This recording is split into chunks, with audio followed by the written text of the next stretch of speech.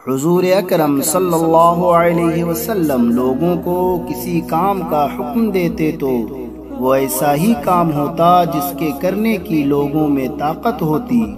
اس پر صحابہ رضی اللہ تعالی عنہم نے عرض کیا کہ یا رسول اللہ، ہم لوگ تو آپ جیسے نہیں ہیں، آپ تو معصوم ہیں اور آپ کی اللہ پاک نے اگلی پچھلی سب لغزشیں معاف فرما دی ہیں، اس لیے ہمیں اپنے سے کچھ زیادہ عبادت کرنے کا حکم فرمائیے۔ یہ سن کر آپ ناراض ہوئے، حتیٰ کہ خفگی آپ کے چہرہ مبارک سے ظاہر ہونے لگی۔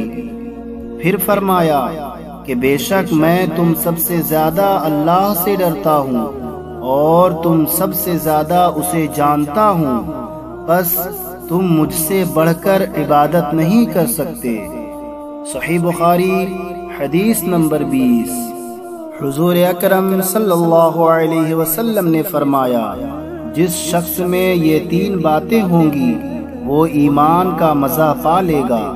ایک یہ کہ وہ شخص جسے اللہ اور اس کا رسول ان کے ماں سوا سے زیادہ عزیز ہوں، اور دوسرے یہ کہ جو کسی بندے سے محض اللہ ہی کے لیے محبت کرے، اور تیسری بات یہ کہ جسے اللہ نے کفر سے نجات دی ہو، پھر دوبارہ کفر اختیار کرنے کو وہ ایسا برا سمجھے جیسا آگ میں گر جانے کو برا جانتا ہے۔